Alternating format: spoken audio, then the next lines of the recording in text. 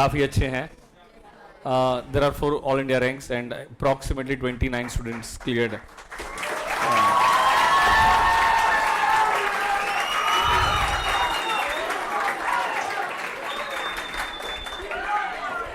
अब कुछ बोलूँ क्या? हाँ.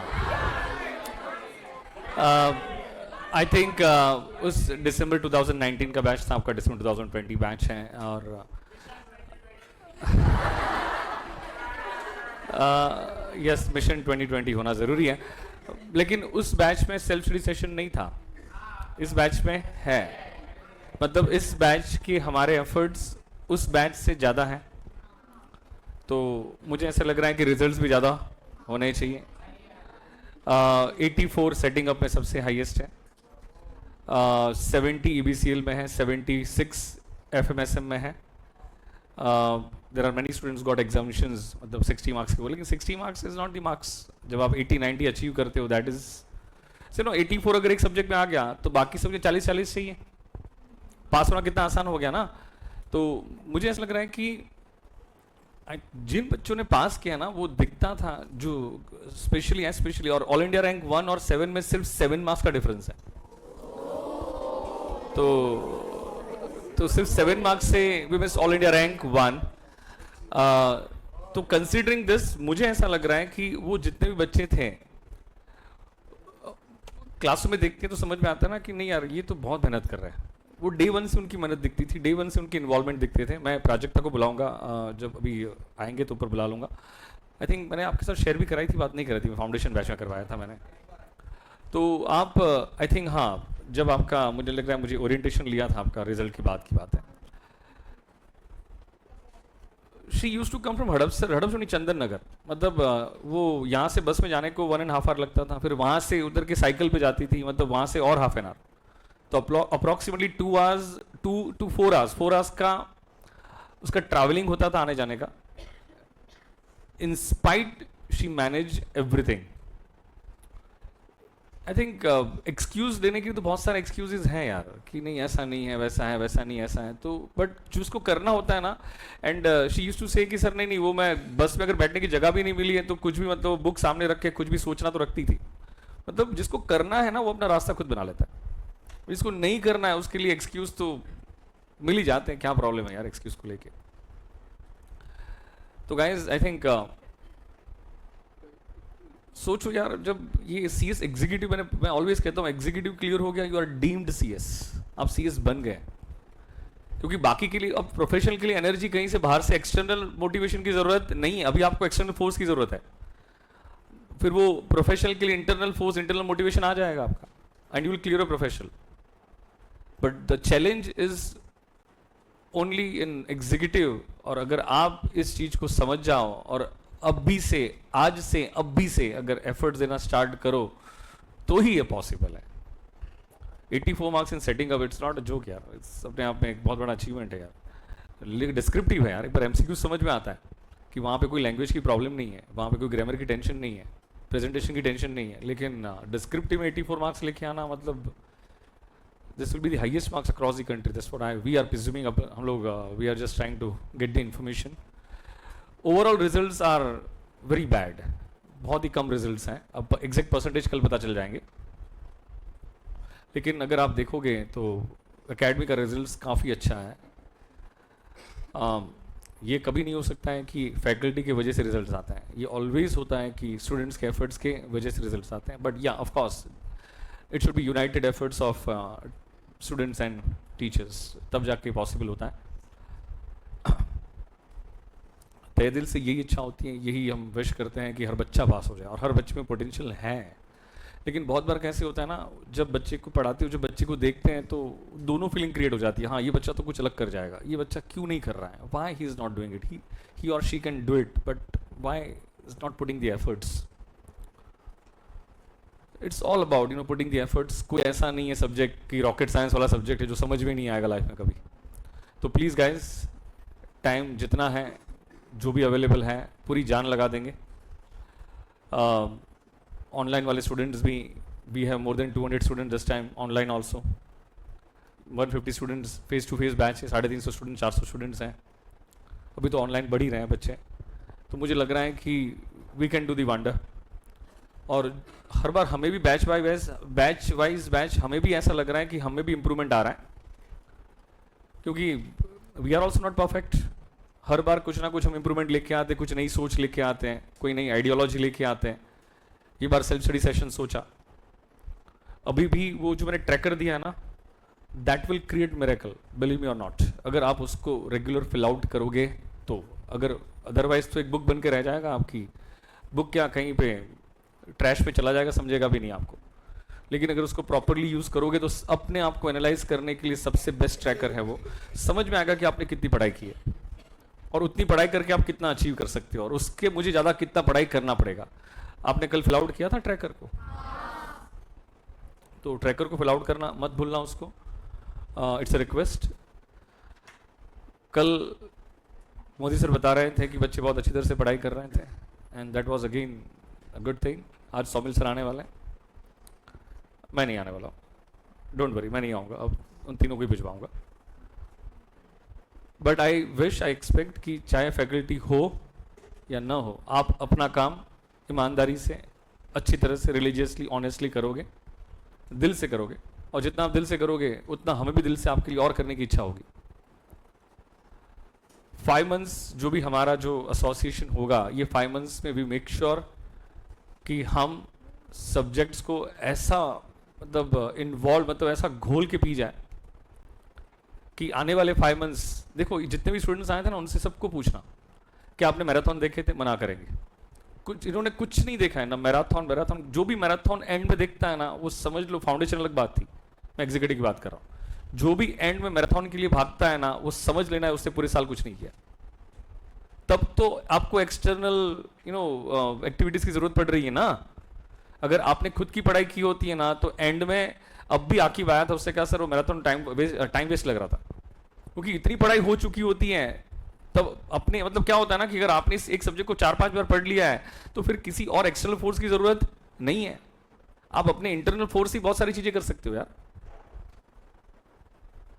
तो प्रिपरेशन का मेन ऑब्जेक्टिव ही ये है आपका। और मैं ऑलवेज कहता हूं कि 3 सब्जेक्ट्स, और ये बार तो मतलब डिफरेंट सिनेरियो दिख रहा है, जो कि बहुत से लोग के एफएम एसएम में, टैक्सेशन में, अकाउंट से नहीं दिख रहे, लेकिन अकाउंट से 60s दिख रहे हैं, 60s 65, लेकिन एफएम एसएम में दिख रहे हैं, एफएम में दिख रहे हैं 74 75 76। एक सब्जेक्ट अगर आपका 70 80 आ गया ना, तो बस 40 तो निकल ही जाएंगे, कोई प्रॉब्लम वाली बात नहीं है। इसीलिए 2 सब्जेक्ट 3 सब्जेक्ट अपने लाइकिंग वाले बना दो। मतलब ये 2-3 सब्जेक्ट तो बहुत अच्छे लगते हैं।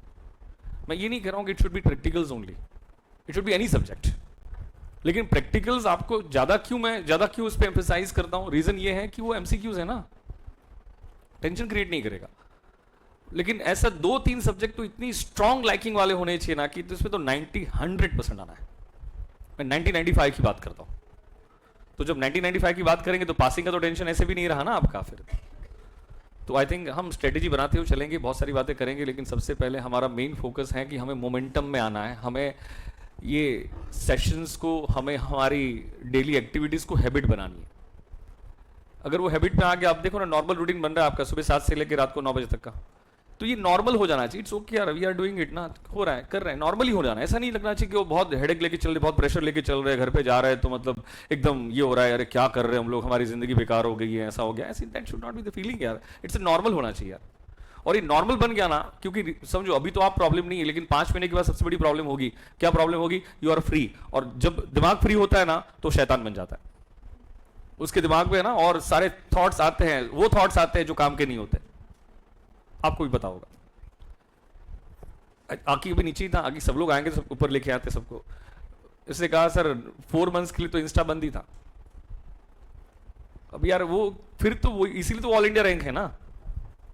Only 36 students secure the all India ranks through out the country. तो 36 में से अगर हमें उस चंक में आना है तो फिर कुछ अलग तो होना बहुत जरूरी होगा ना उसके लिए। तो आई थिंक मैं जब बोलता हूं कि मोबाइल स्विच ऑफ होना चाहिए, इस पर नहीं होना चाहिए, तो उसके रीजन है, डिस्ट्रैक्शंस हैं यार। वो कुछ आगे नोटिफिकेशन आ गया तो मन ये करता है देख ले पहले उसको। और मैं ऑलवेज कहता हूं वो रिलेशनशिप काम की नहीं है जो आपको आपके टारगेट तक ही ना पहुंचने दे। क्या मतलब बनता है वो रिलेशनशिप के? इसीलिए आई थिंक और मैं जेन्यूनली, मैंने मेरी लाइफ में कभी 90 स्कोर नहीं किया, लेकिन 50-55% वाला एवरेज स्टूडेंट अगर मैं हूँ, तो अगर मैं एवरेज स्टूडेंट आज पढ़ा सकता हूँ तो आप यू कैन डू एनी। और मैं साइंस से आया हूँ, और साइंस में रहकर अगर मैं अकाउंट्स पढ़ा सकता हूँ तो आप तो कॉमर्स वाले ही हो, आपकी मैच्योरिटी तो ज़्यादा है, तो you can definitely crack it और यू कैन डू इट। और अब समझो ना, उन स्टूडेंट्स के पेरेंट्स की कितनी खुशी होगी। कैन यू इमेजिन दैट कि पेरेंट्स, मतलब बच्चा CS एग्जीक्यूटिव क्लियर, मतलब पास, यू नो समथिंग यार, गूज बम्स, सोच के मतलब रोंगटे खड़े हो जाए। So that's what it is ना यार, कि आज पेरेंट्स भी इतनी मेहनत कर रहे हैं, किन के लिए कर रहे हैं यार? आपके लिए तो कर रहे हैं। पैसे नहीं होते, कहीं से मैनेज करके लाते हैं, देते हैं यार, किन के लिए कर रहे हैं? आपके लिए तो कर रहे हैं। तो you got to understand this यार, कि priorities should change in got to change. कहाँ से लोग आए यहाँ पर भी, फेस टू फेस बैच में भी आए, तो पेरेंट्स ने ये सोच के तो नहीं भेजा होगा ना कि फेल हो जाओ, यही सोच के भेजा कि आप पास हो जाओ। तो पास नहीं करना है हमें, बहुत अच्छे मार्क्स से पास करना है, हमें ऑल इंडिया रैंक में जाना है। We want to achieve something different, और उसके लिए तो एक ही तरीका है भाई। और बहुत से लोग ऐसे ही बोलने वाले मिलेंगे, क्या उखाड़ लोगे पढ़ के? भाई कुछ न उखाड़ पाए भले कुछ नहीं, लेकिन एक CS की डिग्री तो ले लेंगे, लाइफ तो सिक्योर कर लेंगे। क्या उखाड़ा? बट मोदी ने कुछ उखाड़ लिया क्या? अरे बहुत सेटल हो गए। At the age of 25, 26, you can't even imagine how much they are earning. You can't even imagine. वो फिगर भी नहीं सोच सकते हो। It's not about earning, it's about their passion. ऐसे थोड़ी है कि मतलब आप आ गए और पैसा आना स्टार्ट हो गया। So we need to follow our passion ना। So that's what it is. एक बार नाम के आगे कुछ लगा दो, लाइफ बहुत हद तक सेटल हो जाएगी, बहुत हद तक सेटल हो जाएगी। लेकिन आपको करना ही नहीं है तो एक इंसान क्या कर सकता है? आपको करना है तो उसके रास्ते अपने आप निकल जाएंगे। लेकिन बच्चों, do it and you can do it. That's what I believe. मैं हर बैच में मानता ही हूँ, लेकिन मैं चाहता हूँ कि दिसंबर 2020 एग्जैक्ट सेम डेट को, ये सेम डेट को रिजल्ट आएगा अगेन नेक्स्ट ईयर। कब आएगा आपका? Next year. और मैं चाहता हूँ कि एवरी सिंगल स्टूडेंट, कोई फेल का नाम ही नहीं आना चाहिए, और ये हिस्ट्री बन सकता है। लेकिन हिस्ट्री क्रिएट कर सकते हैं अगर मेहनत करेंगे तो। We can definitely create the history. मैंने आपको अगर पढ़ाई को लेके जो भी हेल्प चाहिए, मैं उसके लिए मैं आउट ऑफ द वे जाने के लिए तैयार हूं, आउट ऑफ द वे जाने के लिए तैयार हूं। मैं सेल्फ स्टडी सेशन को 12 बजे तक एक्सटेंड करने के लिए तैयार हूं, लेकिन प्रोवाइडेड आप आपके सेल्फ डिसिप्लिन में हो। फिर घर पे जाकर सो जाओ, दैट्स इट। बट ये कब? क्या एक के चाहने से होगा क्या, कि दोनों के चाहने से होगा? वी कैन गो, मतलब आपको अगर नहीं समझ में आया ना, तो मैं वापस वो सेशन लेने के लिए वापस तैयार हूं। डाउट है, मैंने कहा ना भाई, कल आपका डाउट सॉल्विंग सेशन होगा 1 आवर का। कॉस्टिंग भी एक टॉपिक ऑलमोस्ट आज कंप्लीट हो जाएगा, FM का भी जो भी है आपका। लेकिन it's not at the cost of फालतू पना यार। मतलब क्या, टाइम की तो वैल्यू है यार। तो I hope you understand guys. Next 5 months हमारे जो हैं बहुत ही बढ़िया जाने चाहिए, बहुत ही वंडरफुल जाने चाहिए, इतने बेस्ट जाने चाहिए कि वो ऑटोमेटिक आपको नेक्स्ट 5 मंथ्स के लिए एनर्जी दे देगा। और मैं तो यही चाहूँगा कि जो बच्चे बाहर से भी आए हैं सब यहीं पे रुक जाए, क्योंकि आगे का आपका पूरा पढ़ाने का प्रोग्राम सेट कर रहे हैं। और बहुत बार मैंने कहा ना कि एक अपना रास्ता खुद बनाता है, दूसरे को थोड़ा डंडा मारना पड़ता है। भले डंडा मार देंगे ना, आपको क्या फर्क पड़ता है? 2-4 डांट देंगे, क्या फर्क पड़ता है? लेकिन कोई डांटने से अगर डिसिप्लिन आ जाती है तो डांट सही भी है, गलत क्या है उसमें? तो गाइज, जो डिसिप्लिन आपने कल शो की है, मैं एक्सपेक्ट करता हूं चाहे कोई न भी रहे, इट्स ऑल योर्स। चाहे कोई न भी रहे, आप वो सेम डिसिप्लिन से काम करोगे। हम टेस्ट वापस कंडक्ट करेंगे, डोंट वरी। लेकिन नेक्स्ट टाइम अगर ऐसा हुआ तो नहीं करूंगा। FM का पेपर वापस टाइम वैल्यू बने का एक और पेपर निकालता हूं, उसमें जो डाउट्स हम सॉल्व कर लेंगे सारे। और उससे मैंने पर्पसफुली कुछ क्वेश्चन ऐसे डाले थे कि जिसमें आपको डाउट आना ही था, लेकिन दैट वाज इट इज ना, कि डाउट आना था तो भले लेट इट बी, भले 15 मार्क आते कोई फर्क नहीं पड़ता था, भले 10 मार्क आ गए तो कोई फर्क नहीं पड़ता था, लेकिन समझ में आता था ना कि 30 के लिए मेहनत करना बाकी है। मुझे भी तो समझ में आता था ना कि मुझे बच्चों को कहां पे ट्रेन करना है। अब मैं उसमें वो पेपर को लेकर मैं एनालिसिस क्या करूं, सबने डिस्कस करके लिखा हुआ है, तो they won't be any analysis ना। और मुझे भी अगर एनालिसिस करना होता है तो मुझे भी समझ में आया कि बच्चा इस पर्टिकुलर मेजोरिटी बच्चों की यहां पे मिस्टेक हो रही है, तो मुझे कॉन्सेप्ट वापस बता देना चाहिए। ये तो यूज वेस्ट ऑफ टाइम हो गया ये तो यार। अगर मैं उसको चेक भी करता हूं तो मेरा टाइम वेस्ट होने वाला है। जेन्युइनली यहां भी देखने की जरूरत नहीं है, भले गलत हो तो होने दो। इसीलिए तो हम ये लिख रहे हैं ना कि गलत हो तो फाइनल में गलत ना हो। क्या डिस्कस करने के लिए लिख रहे हैं क्या हम लोग? तो I hope you guys understand, ये मिस्टेक वापस लाइफ में कभी रिपीट नहीं होनी चाहिए। ऑनेस्टली 10 मार्क आए चलेगा, 15 मार्क आए चलेगा, लेकिन उससे ही समझ में आएगा कि हम वो 25 के लिए लैग कर रहे हैं, तो हमें कहां मेहनत की जरूरत पड़ेगी। I hope you do understand guys. हम लोग आपको कितनी भी पार्टी दे दे, हम लोग आपको कितना भी एंजॉय करा लें, लेकिन एट द एंड आप रिजल्ट ही याद रखोगे और कुछ याद नहीं रखोगे। अगर रिजल्ट पॉजिटिव आया तो वो जो आपको सेटिस्फैक्शन, जो फीलिंग ऑफ सेटिस्फैक्शन जो होगा ना, आज बच्चों ने लिखा ना कि पोस्ट किया उन्होंने इंस्टा पे, फेसबुक पे कि it's all about academies efforts, तो हमें भी अच्छा लगता है। तो आपने उस टाइम पे किसी ने पार्टी को याद नहीं रखा, उससे किसी ने आपको ये याद नहीं रखा कि एकेडमी ने कितनी पार्टी दी थी, कितना एंजॉय कराया था, कितने गाने गाए थे, कितने डांस किया था। लेकिन हाँ ये जरूर याद आएगा, काश अच्छा ऐसे ही बच्चे हैं जो बराबर डॉट 200 पे पास हुए, 201 पे पास हुए, 40 से एक मार्क भी कम मिला होता तो क्या फेल हो सकते थे? क्या हो सकता है कि आप में से भी ऐसे बच्चे डॉट पास हो, तो क्या हो सकता है कि वो सेल्फ स्टडी सेशन के एफर्ट्स की वजह से जो थोड़ा बहुत दिमाग में गया होगा, आप भी मानते हो कि अगर ये सेशन नहीं होता तो घर पे जाके 90% लोगों का टाइम वेस्ट ही हो जाता है? मानते हो कि नहीं मानते हो? तो ये सेशन कहीं ना कहीं फोर्सफुली, तो भले फोर्सफुली, लेकिन कुछ तो दिमाग में जा रहा है। Hope you can understand guys, और इसी बात को हम कंटिन्यू करेंगे। और let's start with I think parents meeting है, संडे को है 11 o'clock। तो आपके पेरेंट्स को इंसिस्ट करना क्या है, तो जिन बच्चों का यहाँ पे बैठना नहीं होता है तो पेरेंट्स को गाइड कर दूंगा कि घर पे क्या करना है आपको। तो I please do request you all कि आपके पेरेंट्स को कन्वे कर देंगे, जो कि ऑफिस से कॉल गए ही हैं, लेकिन बहुत से पेरेंट्स के नंबर रीचेबल नहीं आ रहे थे, कॉल नहीं लग रहा था, तो उनसे आप बात कर लेना एक बार कि आप अपने पेरेंट्स को इन्फॉर्म कर दोगे। चलो लेट्स स्टार्ट दिस। यस, कोई क्वेश्चन? हाँ जी। You all are satisfied with the teaching style? समझ में आता है? डांटने की स्टाइल कैसी लगती है बेटा? बहुत अच्छा लगता है बेटा, गुड। तो रोज एक बार डांट ही दिया करोगे बेटा हमको, चलेगा क्या?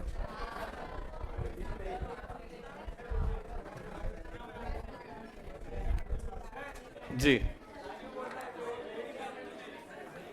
अच्छा कोई लेडी फैकल्टी चाहिए, ओके।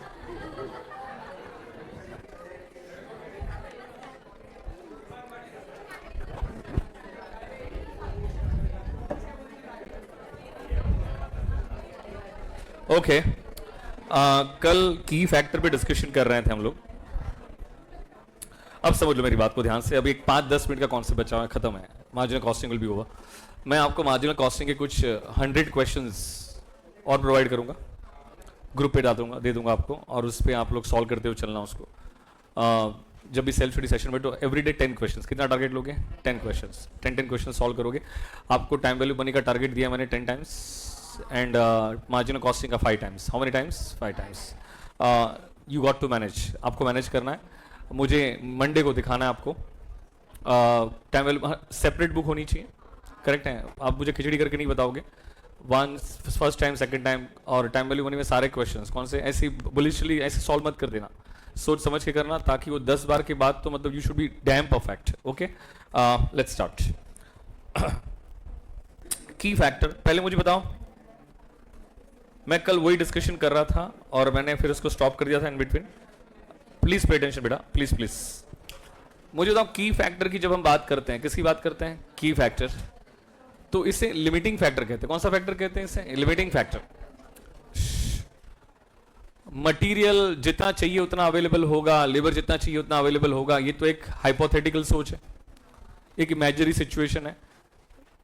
लाइफ में कभी रिसोर्सेज जितने चाहिए उतने अवेलेबल नहीं होते, कहीं ना कहीं पे स्कैर्सिटी होती है। तो अगर आपके पास लिमिटेड रिसोर्सेज हैं तो उस टाइम पे आप किस तरह से डिसीजन लोगे? मैंने कहा था अगर मार्जिनल कॉस्टिंग में मार्जिनल कॉस्टिंग को अगर एक सेंटेंस में डिफाइन भी करना है तो उसको डिफाइन ऐसे ही कर सकते हैं, डिसीजन मेकिंग। कैसे डिफाइन कर सकते हैं? Decision, it's all about decision making. Limiting factor मतलब जो आपको लिमिट करेगा, जो आपको क्या करेगा? लिमिट करेगा। पहले एग्जांपल के साथ समझाता हूं।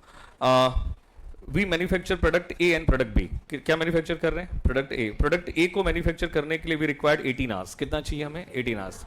एंड प्रोडक्ट बी को मैन्युफैक्चर करने के लिए हमें कितने चाहिए? 9 आवर्स। हम उसको बेचते हैं, उसकी सेलिंग प्राइस पर यूनिट कितना है? 42। मटेरियल कितना जा रहा है? 15। लेबर कितना जा रहा है? 9। अच्छा 9 कैसे जा रहा है? वी पे 50 पैसा पर आवर। कितना पे कर रहे हैं हम? 50 पैसा पर आवर। अगर 50 पैसा पर आवर पे करेंगे तो मुझे बताओ 18 आवर्स के लिए कितना 9 रुपीज पे करेंगे? ये सबको डाइजेस्ट हो रहा है क्या? हम कितना पे कर रहे हैं? 50 पैसा पर आवर। बोलो कितना पे कर रहे हैं? 50 पैसा पर आवर। तो 18 आवर्स के लिए क्या 9 रुपीज पे करेंगे कि नहीं पे करेंगे? इसमें कोई दिक्कत है क्या आपको? तो बताओ उसका वेरिएबल ओवरहेड्स कितना जा रहा है? 4.5। 50% ऑफ लेबर, जितना लेबर है उसका 50% किस में जा रहा है? वेरिएबल ओवरहेड्स में। कॉमन सेंस अप्लाई करके बताओ, क्या मटेरियल वेरिएबल कॉस्ट है? क्या लेबर वेरिएबल कॉस्ट है? क्या ये वेरिएबल ओवरहेड्स है? क्या है आपका वेरिएबल ओवरहेड्स? तो 42 में से अगर ये तीनों बातों को माइनस कर दोगे तो क्या आपका कॉन्ट्री आ जाएगा? क्या कॉन्ट्री को हम प्रॉफिट भी कह सकते हैं, प्रोवाइडेड आपका फिक्स कॉस्ट क्या हो चुका है? रिकवर। नहीं समझे मेरी बात?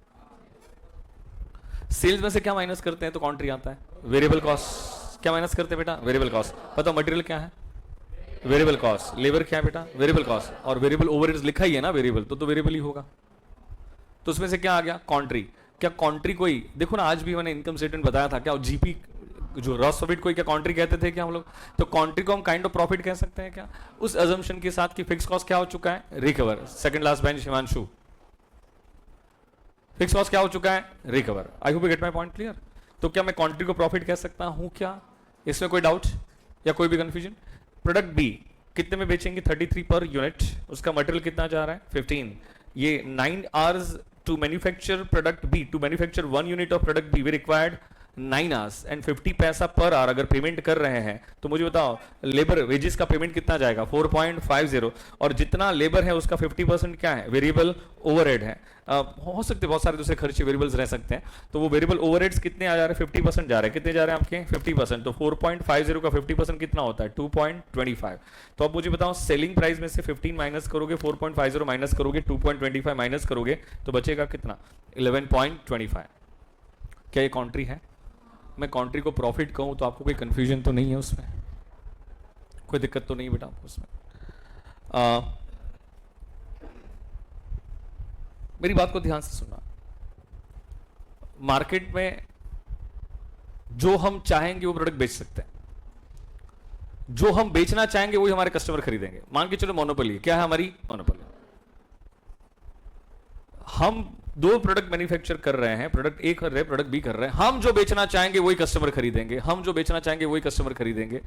हमारी मार्केट में मोनोपोली है। तो बताओ हम ए और बी में से कौन सी प्रोडक्ट को बेचेंगे? कॉमन सेंस, जिससे प्रॉफिट ज्यादा है। जो हम बेचना चाहेंगे वही कस्टमर खरीदेगा, जो हम बेचना चाहेंगे वही कस्टमर अगर खरीदेगा तो हम तो वही बेचेंगे ना जिससे प्रॉफिट ज्यादा हो। नहीं समझे? हम तो वही बेचेंगे जिससे क्या हो? प्रॉफिट ज्यादा हो। तो प्रॉफिट ज्यादा किस में हो रहा है? किस में ज्यादा हो रहा है? ए में। तो क्या हम ए बेचेंगे कि नहीं बेचेंगे? लेकिन अब प्रॉब्लम ये रेज हुआ कि हमारे पास लेबर आवर्स सिर्फ 1800 है। कितने हैं? 1800। इससे ज्यादा हमारे पास लेबर आवर्स नहीं है।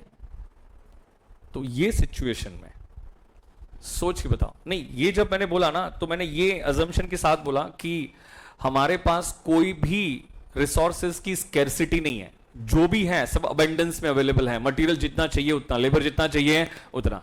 लेकिन क्या रियलिटी ऐसी होती है? क्या प्रैक्टिकल ऐसा हो सकता है क्या? प्रैक्टिकली कहीं ना कहीं पे कोई ना कोई स्कैर्सिटी तो आ ही जाएगी आपके पास। और जब स्कैर्सिटी आ गई तो वो जो फैक्टर है वो की फैक्टर बन जाता है। कौन सा फैक्टर बन जाता है? लिमिटिंग फैक्टर बन जाता है, क्योंकि वहां पे लिमिटेशंस आ गई ना। क्या आ गई वहां पे? लिमिटेशंस। नहीं समझे मेरी बात को? तो मैं कह रहा हूं कि पहले वो अजम्पशन के साथ चल रहा था कि जितने चाहिए उतना मटेरियल अवेलेबल है, जितना चाहिए उतना लेबर अवेलेबल है। और जो प्रोडक्ट हम बेचेंगे वही कस्टमर खरीदेगा, तो हम कौन सा प्रोडक्ट बेचेंगे? हम वही प्रोडक्ट बेचेंगे जिससे प्रॉफिट क्या हो रहा है? मैक्स। जिससे कंट्रीब्यूशन क्या आ रहा है? मैक्स। तो कंट्रीब्यूशन किससे मैक्स आ रहा है? ए पे। लेकिन अब पता चला कि नहीं यार, हमारे पास जो लेबर आवर्स है वो लिमिटिंग फैक्टर है। कौन सा फैक्टर है? Limiting factor. मतलब वो अबेंडेंस में नहीं है, वो प्लेंटी अवेलेबल नहीं है, जितना चाहिए उतना अवेलेबल नहीं है, वो लिमिटेड है। वो क्या है? लिमिटेड। तो उसे कहते हैं लिमिटिंग फैक्टर। कौन सा फैक्टर कहते हैं उसे? और उसे ही कहते हैं की फैक्टर। कौन सा फैक्टर कहते हैं उसे? की फैक्टर। तो बताओ लिमिटिंग फैक्टर कौन सा है आपका? Labour hours. 1800 लेबर आवर्स है। अब पहले मुझे बताओ, to manufacture 1 unit of A, how many hours we required? To manufacture 1 unit of B, how many hours we required? ये सबको डाइजेस्ट हो रहा है क्या? तो बताओ हम मैक्सिमम ए के कितने यूनिट्स बना सकते हैं 1800 आवर्स में?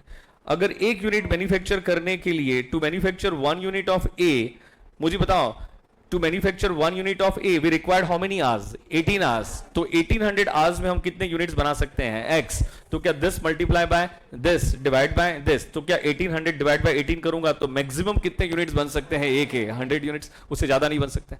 क्यों नहीं बन सकते? क्योंकि हमारे पास लेबर आवर्स क्या लिमिटेड है क्या? और हमारे पास लेबर आवर्स कितना है? 1800। और to manufacture 1 unit of A हमें कितने आवर्स चाहिए? 18 आवर्स। तो हमारे पास आवर्स कितने हैं? 1800। तो 1800 में क्या 100 यूनिट्स बन सकते हैं क्या? इसमें किसी को डाउट? कोई भी कंफ्यूजन? अगर मान के चलो बी बनाना है, कौन सा बनाना है? B. To manufacture 1 unit of B we required how many hours? 9 hours. कितना चाहिए हमें? 9 आवर्स। तो क्या उसका इक्वेशन बना सकता हूं क्या? बताओ 9 आवर्स में क्या एक यूनिट बनेगा? तो 1800 आवर्स में कितना बनेगा? x। तो कितने यूनिट्स बना सकते हैं? 200। इसमें किसी को डाउट? इसमें कोई भी कंफ्यूजन? ओके। अब मुझे बताओ, if labor is available only for 1800 hours, तो my question to you, जो मैं पूछ रहा हूं अगर समझ में आ रही तो हाँ बोलोगे, नहीं समझ में आता तो हाथ ऊपर कर दोगे। क्या लेबर 1800 आवर्स ही अवेलेबल है? क्या ये लिमिटेड रिसोर्सेज है? तो इसे कौन सा फैक्टर कहेंगे? की फैक्टर। कौन सा फैक्टर कहेंगे? की फैक्टर। जो हमें लिमिट करके रखेगा। वो कह रहा है कि 1800 आवर्स से आपके पास ज्यादा अवेलेबल है ही नहीं। तो बताओ अब इसमें हम ए के मैक्सिमम पॉसिबल यूनिट्स कितने मैन्युफैक्चर कर सकते हैं? 100। इसमें किसी को डाउट है? बताओ बी के मैक्सिमम पॉसिबल यूनिट्स कितने मैन्युफैक्चर कर सकते हैं? 200। अब मुझे बताओ ए का पर यूनिट प्रॉफिट कितना आ रहा था? 13.5। ये तो समझ में आ गया होगा। सेलिंग प्राइस में से क्या हमने मटेरियल, लेबर और वेरिएबल ओवरहेड्स माइनस कर दिया था क्या? तो बताओ पर यूनिट कॉन्ट्री या कॉन्ट्री बोल दो, प्रॉफिट बोल दो, is one and the same. बताओ कॉन्ट्री प्रॉफिट कितना आ रहा था? 13.5। तो अब मुझे बताओ पर यूनिट प्रॉफिट है 13.5, 100 को 13.5 से मल्टीप्लाई करोगे तो क्या 1350 आ जाएगा क्या? कितना आ जाएगा? 1350। सिमिलरली क्या बी के 200 यूनिट्स मैन्युफैक्चर हो सकते हैं क्या? बताओ बी का पर यूनिट प्रॉफिट कितना आ रहा था? 11.25। यहां पे हमने कैलकुलेट किया था, कितना आ रहा था? 11.25। अगर आप 200 को 11.25 से मल्टीप्लाई कर दोगे तो क्या 2250 आ रहा है क्या? कितना आ रहा है आपका? 2250। अब बताओ जो बेचना है, जो आप चाहोगे वो कस्टमर, जो आप बेचना चाहोगे वही कस्टमर खरीदेगा। तो अब कौन सा बेचना चाहोगे? ए या बी? पहले कौन सा बेचना चाहते थे? डिसीजन चेंज हो गया? डिसीजन क्या हो गया? चेंज हुआ। समझो मेरी बात को। पहले जो सिचुएशन मैंने आपके साथ एक्सप्लेन की उसमें क्या था? मैंने कहा सारी बातें प्लेंटी है, मटेरियल जितना चाहिए उतना है, लेबर जितना चाहिए उतना है। तो ये सिचुएशन में हम कौन सा कस्टमर जो हम बेचेंगे वही खरीदेगा। तो कस्टमर हम कौन सा बेचना चाहेंगे? जिससे प्रॉफिट ज्यादा है, जिसमें कंट्रीब्यूशन ज्यादा है। तो क्या उसमें ए का डिसीजन आया था क्या आपका? लेकिन मैंने कहा सेकंड सिचुएशन जहां पे आपके पास लेबर आवर्स लिमिटेड है।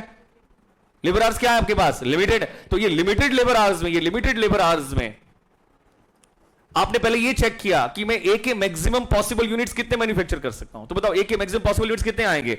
100। कितने आएंगे आपके? 100। बताओ बी के मैक्सिमम पॉसिबल यूनिट्स कितने आ सकते हैं? 200।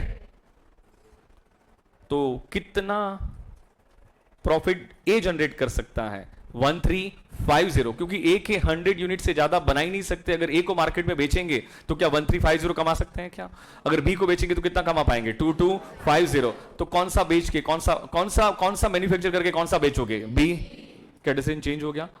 जब भी आपके पास की फैक्टर है, लिमिटिंग फैक्टर है, तो आपका डिसीजन उस लिमिटिंग फैक्टर के बेस पे होना चाहिए। किस पे होना चाहिए? उस लिमिटिंग फैक्टर के बेस पे होना चाहिए। तो मैं ठीक है, ये तो आपकी अंडरस्टैंडिंग को डेवलप करने के लिए था। अगर आपके पास लिमिटिंग फैक्टर है, कौन सा फैक्टर है? लिमिटिंग फैक्टर, तो आपको उस लिमिटिंग फैक्टर को ध्यान में रखते हुए डिसीजन लेना है। और लिमिटिंग फैक्टर को किस तरह से ध्यान में रखेंगे समझाओ मुझे, बताओ। एक यूनिट को मैन्युफैक्चर करने के लिए कितने आवर्स लगते हैं? 18 आवर्स। एक यूनिट को मैन्युफैक्चर करने के लिए कितने आवर्स लगते हैं? 18 आवर्स। क्या 18 आवर्स में क्या उन्होंने कंट्रीब्यूशन क्या 13.5 का कमाया? मैं जो बोल रहा हूं उस पर ध्यान देना। 13.5 का जो कंट्रीब्यूशन है, कंट्रीब्यूशन को प्रॉफिट बोलो, कोई दिक्कत वाली बात नहीं है। क्या एक यूनिट का है? ये कितने यूनिट का है? एक। मैं कह रहा हूं जब भी की फैक्टर के बेस पे डिसीजन नहीं, जब भी आप की फैक्टर है तो आपका डिसीजन कौन से बेस पे, किसके बेस पे जाना चाहिए? की फैक्टर के बेस पे। एक यूनिट पे कितना कंट्रीब्यूशन कमाया? 13.5। मैं बोलने का तरीका चेंज कर रहा हूं। क्या 18 आवर्स में क्या 13.5 रुपीज का कंट्रीब्यूशन कमाया? मैं ये बोलूंगा तो चलेगा क्या? क्योंकि to manufacture 1 unit of A we required how many hours? तो मैं कहूंगा 18 आवर्स में क्या 13.5 कमाया क्या? अब मुझे बताओ, अगर आपने 18 आवर्स में 13.5 कमाया तो 1 आवर में कितना कमाया? 1 आवर में कितना कमाया? तो क्या आप इसको इसके साथ मल्टीप्लाई कर सकते हो क्या? 13.5 डिवाइड बाय क्या हो जाएगा? 18। तो मुझे बताओ 13.5 डिवाइड बाय 18 करोगे तो कितना आएगा? 0.75। एक सेकंड, मैं क्या ये कैलकुलेट कर रहा हूं, समझ में आ रहा है क्या? मैं पर आवर प्रॉफिट कैलकुलेट कर रहा हूं। क्या कैलकुलेट कर रहा हूं? Per hour. और जिसका पर आवर प्रॉफिट ज्यादा आएगा उसको मैन्युफैक्चर करूंगा। नहीं समझे? क्या लेबर आवर्स लिमिटिंग फैक्टर है? क्या वो की फैक्टर है? तो उस की फैक्टर का पर आवर कितना प्रॉफिट आ रहा है? पर आवर किसका प्रॉफिट ज्यादा आ रहा है? जिसका प्रॉफिट पर आवर ज्यादा आ रहा है उसको मैन्युफैक्चर करके बेचो, उसको मैन्युफैक्चर करके बेचो। तो अब मुझे बताओ वापस एक बार, to manufacture a we required how many hours? 18 hours. बताओ 18 आवर्स में कितना कंट्रीब्यूशन कमाया? 13.5। तो मैं कह सकता हूं कि 1 आवर में कितना कंट्रीब्यूशन कमाओगे? x। तो बताओ कैसे आएगा? 1 इंटू 13.5 डिवाइडेड बाय क्या होगा? 18। तो बताओ क्या आ जाएगा? 0.75। इसमें किसी को दिक्कत है क्या? मुझे बताओ 9 आवर्स में, नहीं, to manufacture B we required how many hours? 9 hours. बताओ 9 आवर्स में कितना कंट्रीब्यूशन कमाया?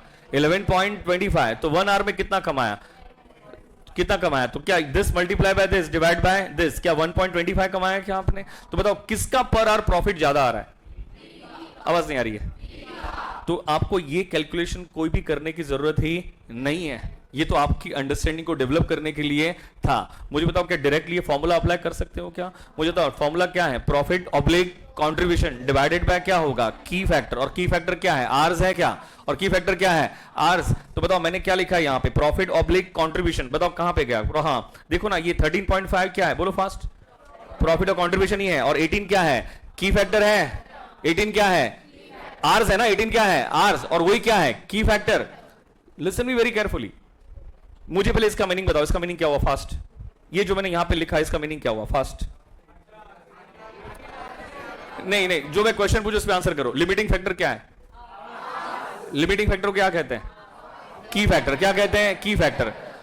पर आवर जिसका प्रॉफिट ज्यादा आएगा उसको मैन्युफैक्चर करेंगे। पर आवर जिसका प्रॉफिट ज्यादा आएगा उसको मैन्युफैक्चर करेंगे, सीधा हिसाब। तो उसके लिए फॉर्मूला क्या चाहिए? Profit oblique contribution divided by की फैक्टर। ये फॉर्मूला कैसे आया उसका लॉजिक? ये फॉर्मूला कैसे आया उसका लॉजिक? मुझे बताओ, to manufacture 1 unit of A we required how many hours? तो क्या 18 आवर्स में कितना कंट्रीब्यूशन कमाया?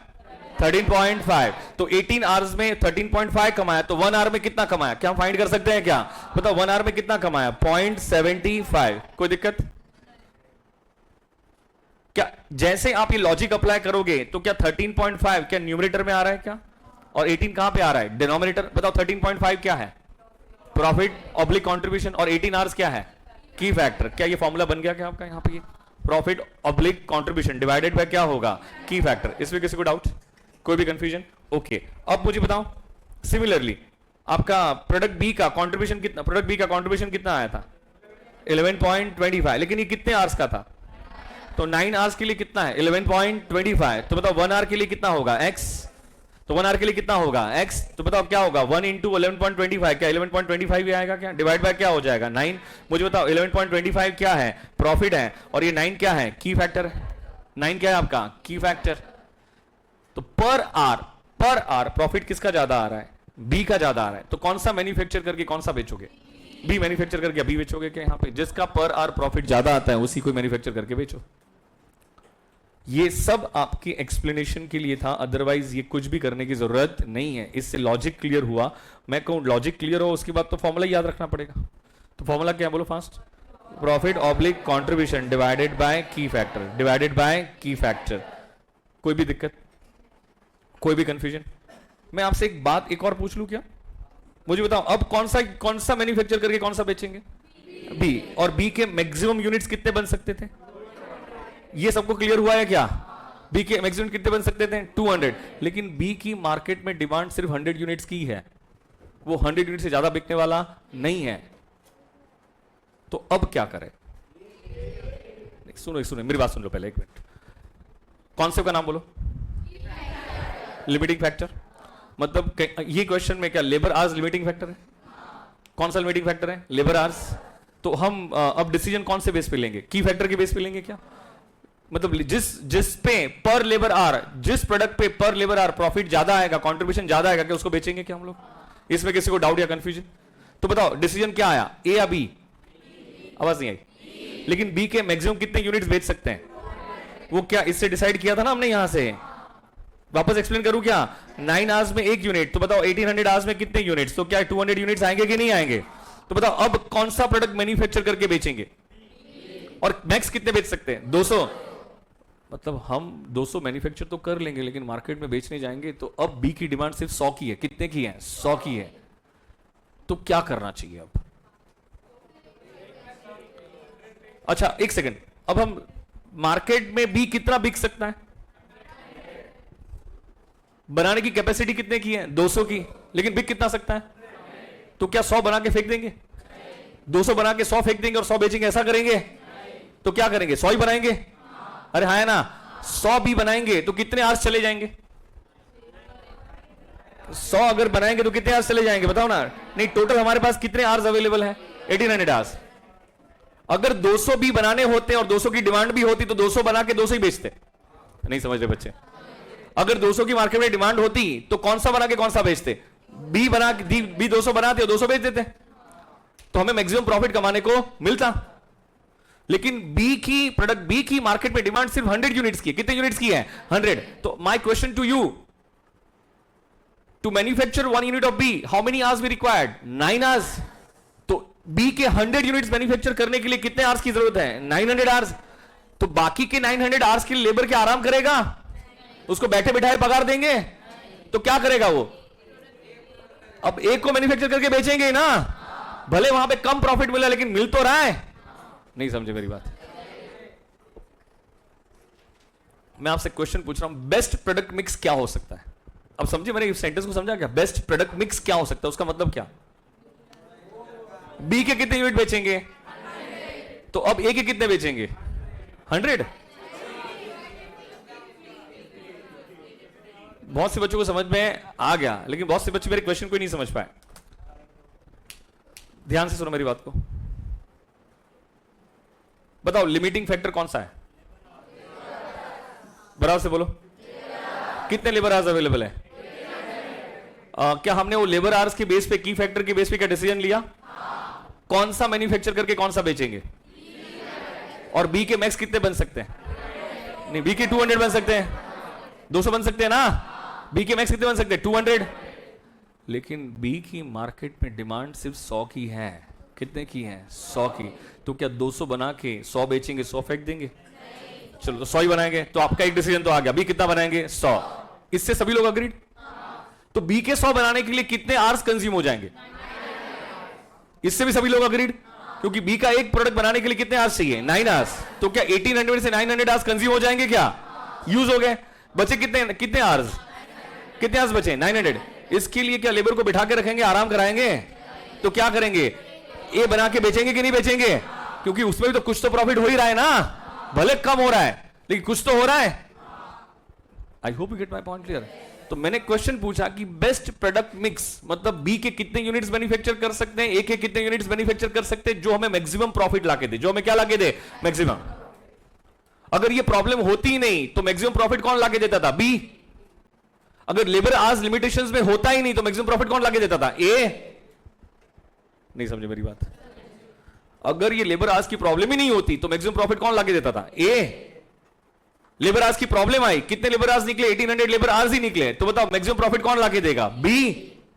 ओ हेलो।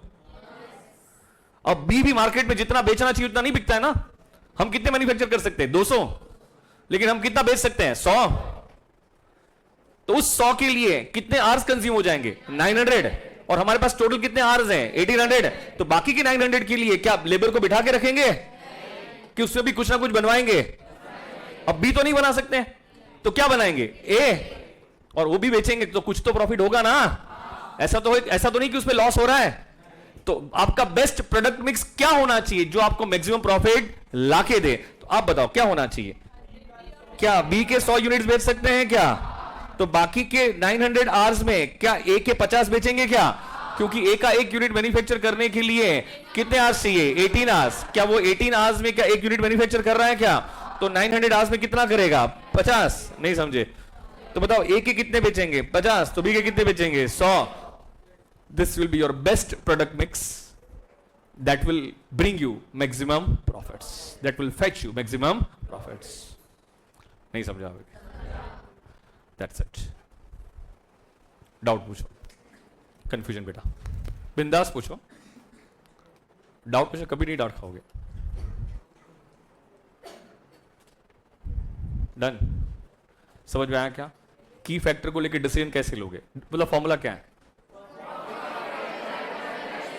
प्रॉफिट डिवाइडेड बाय की फैक्टर। तो क्या उससे समझ में आ जाएगा कि पर आर किसका प्रॉफिट ज्यादा आ रहा है? जिसका प्रॉफिट ज्यादा आ रहा है उसको बेचो। लेकिन ऐसा भी तो हो सकता है ना कि उस प्रोडक्ट में भी कुछ लिमिटेशंस हो जाए। क्या हो जाए? कुछ लिमिटेशंस। हम मैक्स कितने बेच सकते हैं बी के? 200। लेकिन बी की मार्केट में डिमांड कितने की है? 100 की। कितने की मार्केट डिमांड? 100 की। तो क्या हम 200 बेच पाएंगे क्या? तो बाकी के आर्स के लिए क्या ए भी मैन्युफैक्चर करके बेचेंगे क्या? तो बताओ बेस्ट प्रोडक्ट मिक्स क्या हो जाएगा? ए का 50 और बी का 100। डाउट है तो पूछ लो बेटा। चलो ठीक है। एक छोटी सी बात लिखनी है आपको, otherwise topic is over. Topic is over.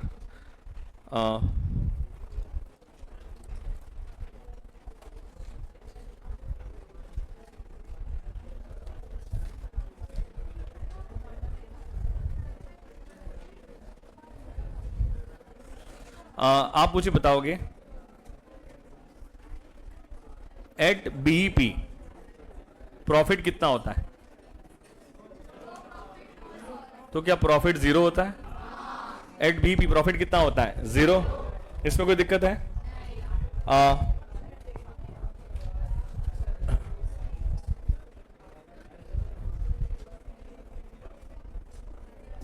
Sales लिखो 1,50,000, उसमें से लेस करो वेरिएबल कॉस्ट। बताओ वेरिएबल कॉस्ट कितनी है? 1 लाख। तो बताओ 50,000 क्या आ जाएगा आपका? अभी अगर आपको 0 प्रॉफिट अचीव करना है, कितना प्रॉफिट अचीव करना है? 0 प्रॉफिट अचीव करना है, तो बताओ कॉन्ट्री इज इक्वल टू क्या होना चाहिए? क्या जितना कॉन्ट्री उतना ही फिक्स कॉस्ट होना चाहिए क्या? तो क्या आपका प्रॉफिट 0 अचीव हो जाएगा क्या? कितना अचीव हो जाएगा? 0। कोई दिक्कत है तो पूछो बेटा मुझे। बताओ 0 प्रॉफिट अचीव करने के लिए हम कितने यूनिट्स बेचेंगे? 0 प्रॉफिट अचीव करने के लिए हम कितने यूनिट्स बेचेंगे? क्या उसका फॉर्मूला पता है क्या? बताओ फॉर्मूला क्या आएगा? पता ही है ना बेटा, तो सिखा दिया है ना। 0 प्रॉफिट अचीव करने के लिए हम कितने यूनिट्स बेचेंगे? क्या बीईपी वाले यूनिट्स बेचेंगे क्या? मैं यूनिट्स की बात कर रहा हूं। किसकी बात कर रहा हूं? यूनिट्स की। बताओ कितने यूनिट्स बेचेंगे? तो बताओ क्या बेचेंगे? क्या फिक्स कॉस्ट डिवाइडेड बाय क्या आना चाहिए? कॉन्ट्री। तो क्या ये बीईपी यूनिट्स आ जाएंगे क्या? और बीईपी के यूनिट्स पे क्या profit, no profit no loss. क्या बीईपी पे क्या contri is equal to fix cost होता है क्या? ये ध्यान रखना बहुत जरूरी है। बीईपी पे क्या होगा? Contri is equal to fix cost. Contri is equal to fix cost. अब मुझे बता बीईपी यूनिट्स का तो फॉर्मूला ये हो गया। अगर हमें 0 प्रॉफिट अचीव करना है तो क्या इतने यूनिट्स बेचने पड़ेंगे? ये जो मैं बोल रहा हूं सेंटेंस समझ में? अभी कुछ नया नहीं सिखा रहा हूं। मैं कोई आपको नया नहीं सिखा रहा हूं, कुछ फॉर्मूले लिखवा के दे रहा हूं जिससे हो सकता है कि एग्जाम में कोई क्वेश्चन आ जाए तो सॉल्व करने में इजी हो जाए। बच्चे दिमाग नहीं लगाते तो थोड़ा फॉर्मूला बेस चलो। मुझे 0 प्रॉफिट अचीव करना है। कितना प्रॉफिट अचीव करना है? 0। तो क्या मेरा contri is equal to fix cost होना चाहिए? तो उसका फॉर्मूला तो आपको पता ही है। बताओ क्या फॉर्मूला है? Fix cost divided by contri पर यूनिट। इससे क्या बीईपी यूनिट्स मिलेंगे क्या? लेकिन मुझे बताओ मुझे बीईपी सेल्स चाहिए। क्या चाहिए मुझे? बीईपी। अगर मुझे बीईपी सेल्स मतलब अमाउंट फॉर्म में चाहिए, तो बताओ फॉर्मूला क्या आएगा? Fix cost divided by PV ratio. अगर मुझे जीरो प्रॉफिट अचीव करना है तो क्या इतना सेल्स करना पड़ेगा क्या? तो अमाउंट फॉर्म वाला सेल्स तो यहां पे देख ही रखा है, बताओ कितना सेल्स करोगे? 1,50,000 का सेल्स करोगे तो क्या आपको जीरो प्रॉफिट अचीव हो जाएगा क्या आपका? अरे यस और नो? कोई भी दिक्कत, कोई भी कंफ्यूजन? ओके, मुझे बताओ नेक्स्ट। मुझे 10,000 का प्रॉफिट अचीव करना है। कितने का प्रॉफिट अचीव करना है? 10,000। देखो कहीं पे क्वेश्चन भी आए थे कि डिजायर प्रॉफिट कितना है? 10,000। डिजायर प्रॉफिट कितना है? 10। तो अब कॉमन सेंस आप ही लगाओ यार। डिजायर प्रॉफिट अगर यहां पे 10 का प्रॉफिट आना चाहिए, कितने का प्रॉफिट आना चाहिए? 10 का। तो क्या आपका कॉन्ट्री फिक्स कॉस्ट से 10 ज्यादा होना चाहिए? ओ हेलो, दिमाग लगाओ अपना। मैं कह रहा हूं अब मुझे जीरो का प्रॉफिट नहीं चाहिए, मुझे 10,000 का प्रॉफिट चाहिए। कितने का प्रॉफिट चाहिए? 10। तो आप मुझे बताओ मेरा कॉन्ट्री कितना होना चाहिए? क्या 6,000 ज्यादा होना चाहिए कि नहीं होना चाहिए? You all agreed with this? इसमें कोई दिक्कत? तो मुझे कितने यूनिट्स बेचने चाहिए? एक सेकंड रुको, 2 मिनट। बीईपी यूनिट्स पे क्या fix cost is equal to contri होता है? अग्रीड? बीईपी यूनिट्स पे फिक्स कॉस्ट इक्वल टू क्या होता है? कॉन्ट्री। अभी मुझे 10 का प्रॉफिट चाहिए। कितने का प्रॉफिट चाहिए? 10। तो मेरा कॉन्ट्री 50 होना चाहिए कि 60 होना चाहिए? You all agreed with this? My contri should be. तो आपको नहीं लगता है मैं फिक्स कॉस्ट में 10 ऐड कर दूं? क्या ऐड कर दूं? 10। तो वो कॉन्ट्री में कन्वर्ट हो जाएगा? अरे यस और नो? तो 10,000 का प्रॉफिट अचीव करने के लिए मुझे कितने यूनिट्स बेचने पड़ेंगे? मुझे आंसर तो चाहिए ही नहीं। तो आप ना फालतू वाली बात क्यों? मैंने आपको प्रॉपर वैल्यूज, मैंने प्रॉपर डेटा दिया ही नहीं आपको, जैसे आप मुझे आंसर दे पाओ। मैं तो सिर्फ आपसे लॉजिक एक्सपेक्ट कर रहा हूं।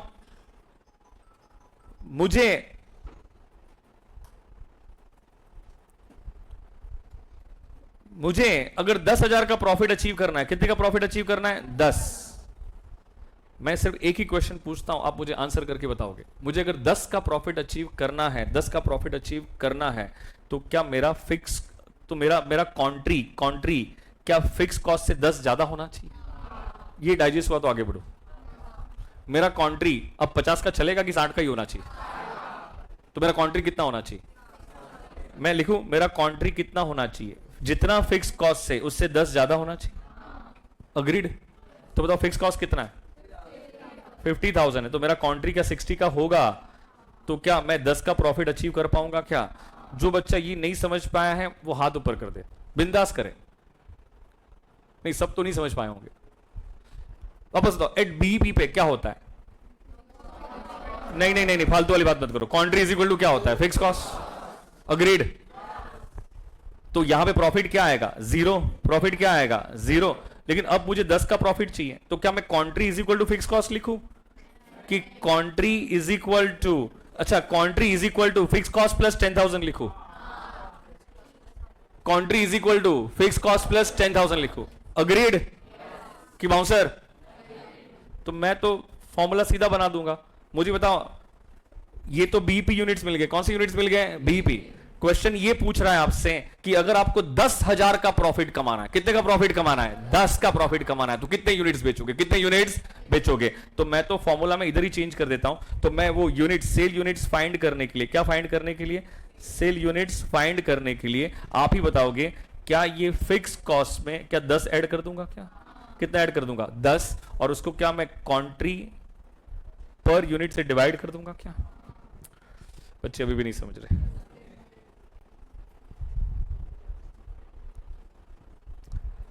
जब मैं fix cost divided by contri पर यूनिट करता हूं तो कौन सा यूनिट्स मिलता है?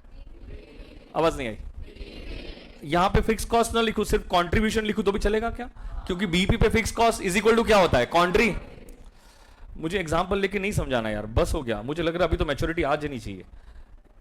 मैं ये बोल रहा हूं, यहां पे फिक्स कॉस्ट न लिखा होता और कॉन्ट्री लिखा होता तो चलता था? हाँ या ना में आंसर करो, तो मैं आगे बढ़ता हूं। चलता था क्या? क्यों चलता था? क्योंकि बीपी में तो fix cost is equal to contri होता है ना। अग्रीड? इसमें कोई दिक्कत? तो अगर मैं ये फॉर्मूला अप्लाई करूंगा तो मेरा प्रॉफिट क्या आएगा? जीरो। अगर मुझे 0 प्रॉफिट अचीव करना है तो इतने यूनिट्स बेचने पड़ेंगे। अग्रीड? बीपी यूनिट्स मत बोलो, इतने यूनिट्स बेचने पड़ेंगे। कितने यूनिट्स बेचने पड़ेंगे? तो इतने यूनिट्स बेचने पड़ेंगे। अगर मुझे 0 प्रॉफिट अचीव करना है, कितना प्रॉफिट अचीव करना है? 0, तो मुझे इतने यूनिट्स बेचने पड़ेंगे। लेकिन अब मुझे कितने का प्रॉफिट अचीव करना है? 10,000 का। कितने प्रॉफिट अचीव करना है? 10। तो क्या मुझे कितने यूनिट्स बेचने पड़ेंगे वो फाइंड करने के लिए क्या मैं फिक्स कॉस्ट में 10 ऐड कर दूं? क्या ऐड कर दूं? फिक्स कॉस्ट में 10 और डिवाइड बाय क्या कर दूं? Quantity per unit. इससे मिलने वाले तो यूनिट्स ही है। क्या मिलने वाला है? यूनिट्स। क्योंकि बेसिकली फिक्स कॉस्ट प्लस 10,000 क्या आ रहा है? क्या आ रहा है? कंट्रीब्यूशन आ जाएगा ना आपका। आपका कंट्रीब्यूशन कितना होना चाहिए? फिक्स कॉस्ट इतना ही होना चाहिए कि फिक्स कॉस्ट प्लस 10,000 होना चाहिए? तो टोटल अमाउंट ऑफ कंट्रीब्यूशन को अगर कंट्रीब्यूशन पर यूनिट से डिवाइड करोगे तो सेल यूनिट्स आ ही जाएगा।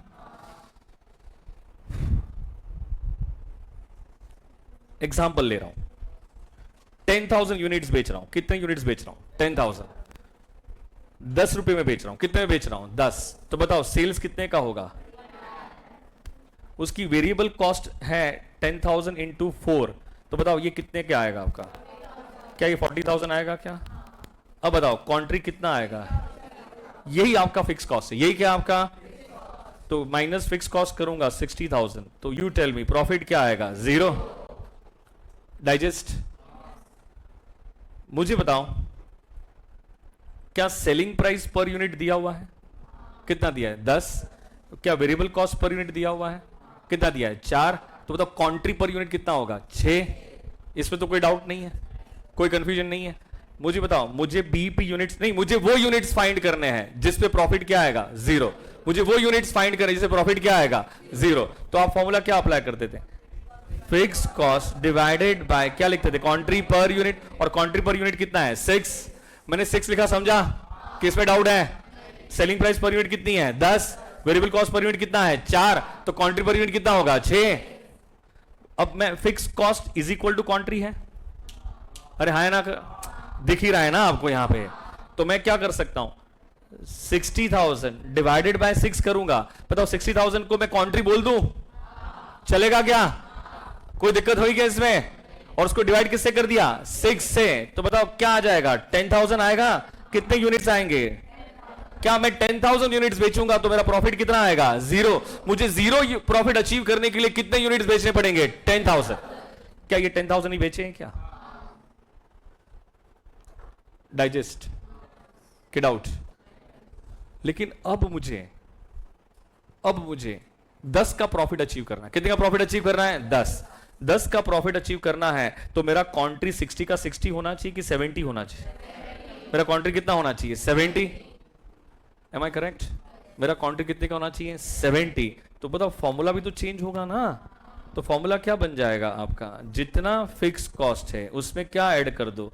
10,000 ऐड कर दो, डिवाइड बाय क्या कर दो? कॉन्ट्री पर यूनिट। डिवाइड बाय क्या कर दो? कॉन्ट्री पर। मुझे तो ना फिक्स कॉस्ट प्लस 10,000 क्या बन जाएगा आपका? कॉन्ट्री। क्या बन जाएगा आपका? कॉन्ट्री। और कॉन्ट्री को divide by contri per unit करोगे तो क्या वो यूनिट्स मिल जाएंगे क्या? देखो ना, हमने यहां पे क्या किया? कॉन्ट्री को ही क्या कॉन्ट्री पर यूनिट से डिवाइड किया क्या? तो हमें क्या मिल जाएंगे? वो यूनिट्स। ओ हेलो, क्या मिल जाएंगे? वो यूनिट्स। तो अब चेक करके बताओ कितना है? ये 6 है। तो बताओ फिक्स कॉस्ट कितना है? 60,000 है। ये कितना है? 10,000 है। इसको डिवाइड बाय क्या कर दो? 6 कर दो। बताओ कितना आ रहा है? आवाज नहीं आई। 11,000 667 लिख दो क्या? आप अगर 11,667 यूनिट्स बेचोगे तो आपका प्रॉफिट कितने का आएगा? 10 का आएगा। जरा मल्टीप्लाई करके बताओ। 11,667 मल्टीप्लाई बाय क्या करोगे? 10। बताओ कितना आ रहा है? 1,16,667। इसमें कोई दिक्कत है? 11,667 मल्टीप्लाई बाय क्या करोगे? 4। बताओ कितना आया? मुझे दे दो 1 मिनट। 11,667 मल्टीप्लाई बाय क्या करोगे? 4। तो बताओ कितना आ जाएगा? 46,668 माइनस करो। माइनस 11,667 बताओ कितना आएगा? 30 अप्रोक्सीमेटली। मैं 35,000 लिख दूं क्या? कितना लिख दूंगा? 35,000। बताओ फिक्स कॉस्ट कितना है? ये तो कुछ गलत किया है।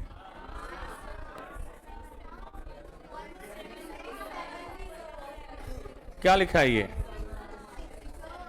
हाँ एक सेकेंड, 70,000 डिवाइडेड बाय 6, ये कितना आ रहा है? अच्छा 1 बराबर तो है ना ये? कितना आ रहा है? 70,000। अरे समझ में आया कि नहीं आया? ऑलमोस्ट कितना आ रहा है आपका? 70,000। उसमें से क्या माइनस, ये क्या हो गया आपका? कॉन्ट्री। उसमें से क्या माइनस करोगे? तो ये कितना है? 60,000। तो बताओ प्रॉफिट कितना आ जाएगा? क्या 10,000 का प्रॉफिट आएगा क्या? एक मिनट, जो बच्चा नहीं समझ पाया ध्यान दे। पहले प्रॉफिट क्या अचीव करना था? 0। रिस्पॉन्स करो, क्या अचीव करना था? तो कितने यूनिट्स बेचेंगे? Fix cost divided by contri पर यूनिट। समझे? फिक्स कॉस्ट डिवाइडेड बाय, लेकिन जब प्रॉफिट 0 अचीव करना है तो फिक्स कॉस्ट इक्वल टू क्या होगा? कॉन्ट्री। फिक्स कॉस्ट इक्वल टू क्या होगा? कॉन्ट्री। तो क्या आपका 60 डिवाइड बाय 6 करूंगा तो क्या 10,000 यूनिट्स आ गए क्या? 10,000 यूनिट्स पे नो प्रॉफिट नो लॉस, हम 0 प्रॉफिट अचीव कर लेंगे। कितना प्रॉफिट अचीव कर लेंगे? 0।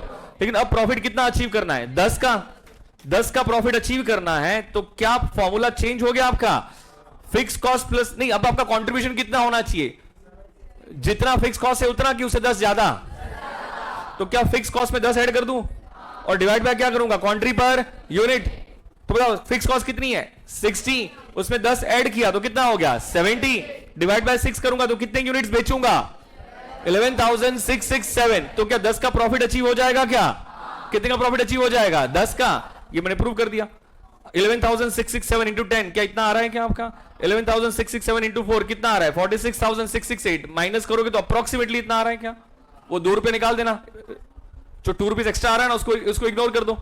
उसमें से क्या माइनस कर देंगे? 60,000। तो क्या आपका प्रॉफिट 10 का आ गया क्या? तो 10 का प्रॉफिट अचीव करने के लिए, 10 का प्रॉफिट अचीव करने के लिए आपका फिक्स कॉस्ट जितना है उतना ही रहना चाहिए कि उससे ज्यादा हो जाना? नहीं सॉरी, आपका कंट्रीब्यूशन फिक्स कॉस्ट के बराबर होना चाहिए कि फिक्स कॉस्ट से 10 ज्यादा होना चाहिए? I hope you get my point. Fix cost से क्या होना चाहिए? 10 ज्यादा होना चाहिए। तो क्या मुझे फिक्स कॉस्ट प्लस 10,000 लिखना चाहिए क्या? तो बताओ, देखो ऐसा क्वेश्चन पूछ सकते हैं। टू अचीव 20,000 का प्रॉफिट, कितने का प्रॉफिट? कितने यूनिट्स बेचोगे? कितने यूनिट्स बेचोगे? तो फॉर्मूला क्या बन गया? Fix cost plus 20,000 divided by contri पर यूनिट। अभी भी कंफ्यूजन? तो बताओ अमाउंट फॉर्म में कितना करोगे? सेल्स अमाउंट फॉर्म में कैसे करोगे यार? वही बात ना, फिक्स कॉस्ट प्लस 10,000। और अमाउंट फॉर्म के लिए डिवाइड बाय किससे करते हैं? PV ratio. किसे पीवी रेशियो से करेंगे ना? फालतू बना क्या कर रहे हो? मुझे बताओ, अगर आपको 0 प्रॉफिट अचीव करना है कितने यूनिट्स बेचोगे? Fix cost divided by contri पर यूनिट। अरे मैं फिक्स कॉस्ट ना लिखूं, कॉन्ट्री लिखूं तो चलेगा, क्योंकि बीईपी पे फिक्स कॉस्ट इक्वल टू क्या होता है? कॉन्ट्री डिवाइड बाय क्या हो गया? कॉन्ट्री पर यूनिट। मुझे अमाउंट फॉर्म में चाहिए तो क्या होगा? Fix cost divided by PV ratio. इसमें कोई डाउट? ये 0 प्रॉफिट अचीव करने का फॉर्मूला। क्या अचीव करने का फॉर्मूला? 0 प्रॉफिट। लेकिन मुझे प्रॉफिट 10,000 अचीव करना है, तो फॉर्मूला क्या बन जाएगा? Sale units is equal to fix cost plus 10,000 divided by contri पर यूनिट। नहीं समझे? Divide by contri per unit. मुझे अमाउंट फॉर्म में सेल्स अचीव करना है और उसमें मुझे 10,000 का नहीं, अमाउंट फॉर्म में कितना सेल्स होना चाहिए जिससे मुझे 10,000 का प्रॉफिट मिल जाए? कितने का प्रॉफिट मिल जाए? 10 का। तो फॉर्मूला क्या बन गया? Fix cost divided bye 10,000। बताओ ये फिक्स कॉस्ट डिवाइड बाय 10,000 क्या बन जाता है? कॉन्ट्री तो बनता है। क्या बनता है? कॉन्ट्री। देखो ये क्या, ये सेल्स है, कौन सा वाला? रुपीस वाला। फिक्स कॉस्ट प्लस 10,000 क्या बनेगा? कॉन्ट्री डिवाइड बाय क्या आया? PV ratio. अगर ये पीवी रेशियो यहां पे चला जाए तो फॉर्मूला क्या बन जाएगा? Sales into PV ratio is equal to क्या आता है? कॉन्ट्री आता है क्या? तो क्या फॉर्मूला भी जस्टिफाई हो रहा है क्या आपका? नहीं समझे? मुझे 10,000 का लॉस अचीव करना है। अब देखते कितना समझते हैं। मुझे 10,000 का क्या अचीव करना है? लॉस। तो क्या आपका कॉन्ट्री फिक्स कॉस्ट से 10 कम होना चाहिए? कॉन्ट्री फिक्स कॉस्ट से 10 क्या होना चाहिए? कम। तो क्या 10 का लॉस अचीव कर लोगे क्या? तो फॉर्मूला बोलो, अब आप बोलोगे। पहले यूनिट्स क्या फाइंड कर रहे हैं? यूनिट्स। तो बोलो formula. Sale units is equal to fix cost minus 10,000 divided by क्या आएगा? कॉन्ट्री पर यूनिट। सेल्स मुझे रुपीज वैल्यू में चाहिए, किस में चाहिए? रुपीज वैल्यू में। तो क्या करोगे? Fix cost minus 10,000 divided by क्या करोगे? PV ratio. जो बोला समझा कि नहीं समझा? अंडरस्टूड? चलो 50,000 का लॉस अचीव करना है। क्या लॉस अचीव करना है? 50 का। तो फॉर्मूला, यूनिट्स कितने बेचोगे? कितने यूनिट्स बेचोगे? Formula fix cost minus 50,000 divided by quantity per unit. तो सेल्स वैल्यू फॉर्म में कितना आएगा? Fix cost minus 50,000 divided by PV ratio. ऐसे ही बोल रहे हो कि समझ के बोल रहे हो? जीरो प्रॉफिट अचीव करना है। Units, units fix cost divided by quantity per unit. Zero profit achieve करना है। रुपी वैल्यू क्या वही फिक्स कॉस्ट क्वांटिटी है? वही फिक्स कॉस्ट क्या है? क्वांटिटी। जीरो पे तो वही क्वांटिटी होगा। 25 का प्रॉफिट चाहिए। Units plus 25 divided by contribution per unit. Value चाहिए, sales value. Fix cost plus 25 divided by PV ratio. 5 का लॉस चाहिए। Minus 5,000 divided by contri per unit. Rupee value.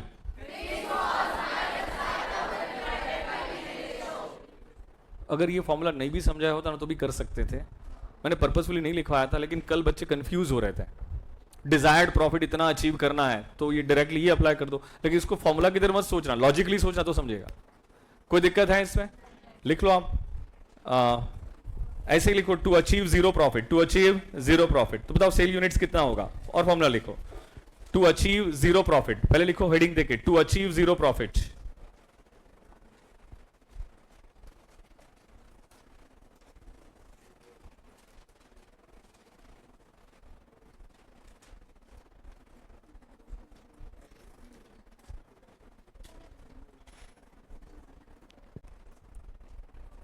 तो ये सिचुएशन में क्या बीईपी यूनिट्स फाइंड करेंगे? क्या फाइंड करेंगे सबसे पहले? बीईपी यूनिट्स बताओ। Fix cost divided by quantity per unit. BEP sales value,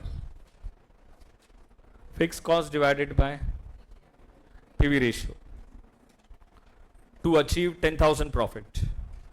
To achieve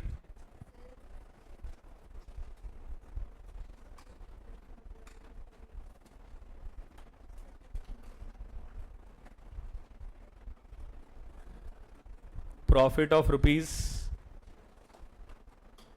10,000। बताओ कितने यूनिट, सेल यूनिट्स कितने आने चाहिए? सेल यूनिट्स कितने होने चाहिए? Fix cost plus 10,000 divided by quantity per unit. इसमें कोई दिक्कत? तो बताओ सेल्स रुपी वैल्यू में आएगा क्या आपका? क्या आएगा? Fix cost plus 10,000 divided by क्या आएगा? PV ratio. ये किसका फॉर्मूला था? To achieve profit of rupees 10,000 to achieve loss of rupees 10,000।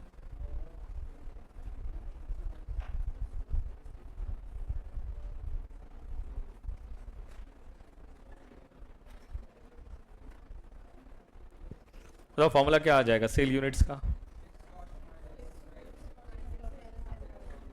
Cell units का फॉर्मूला बोलो। Fix cost minus 10,000। क्या ये क्वांटिटी होगा कि नहीं होगा? फिक्स कॉस्ट माइनस 10,000 करोगे तो उतना ही क्या होगा आपका? क्वांटिटी। और क्वांटिटी डिवाइड बाय क्या करोगे? PV ratio. क्या कर दोगे? Quantity divide by PV ratio. Contribution ratio हुआ ना, quantity divide by contribution ratio क्या दे देता है? सेल्स ही तो देता है। सेल्स का फॉर्मूला सिखाया था ना। फिक्स कॉस्ट माइनस 10,000 करोगे तो क्या आ जाएगा? अच्छा यूनिट्स है, ठीक है ना। Okay, quantity per unit. बताओ हमें सेल्स चाहिए रुपी वैल्यू में। कौन सी वैल्यू में चाहिए? रुपी। क्या करेंगे? Fix cost minus 10,000 divided by क्या है? पीवी रेशियो का एक और नाम कंट्रीब्यूशन रेशियो। अरे यार ये तो फॉर्मूला हम पहले से ही पढ़ते हैं। फिक्स कॉस्ट माइनस 10,000 क्या बन जाएगा? क्वांटिटी, यानी quantity divide by contribution ratio. उससे क्या आ जाता है? सेल्स ही तो आता है। अरे यस और नो? उससे क्या आता है आपका? सेल्स। मुझे तो ये क्वेश्चन, ये सिचुएशन में फिक्स कॉस्ट प्लस 10,000 क्या बन जाएगा? Contri, and contri divide by PV ratio. Answer क्या आना चाहिए? सेल्स। ये तो फॉर्मूला पहले से पढ़ते आ रहे हैं ना। I hope gate my point clear. यहां पे ये बात तो वही होगी आपकी यहां पे, ठीक है, लेकिन मैंने लिखवा दिया marginal costing over, marginal costing over. Doubt या कंफ्यूजन? सबको समझ में आया क्या? ओके, चलो, will see you tomorrow and will continue with leverage. हाँ, कल रखते हैं। कल डाउट सॉल्विंग सेशन यहां पे नहीं होगा, हम लोग दूसरे क्लास में, जिसको भी डाउट होगा ना, हम लोग दूसरे क्लास में चले जाएंगे। जिसको डाउट नहीं हो यहाँ पे पढ़ाई करते रहे, ठीक है ना? तो कल रखते हैं डाउट सॉल्विंग सेशन, दोनों रखेंगे, एफएम और सी में दोनों रखेंगे 1 आवर, ठीक है?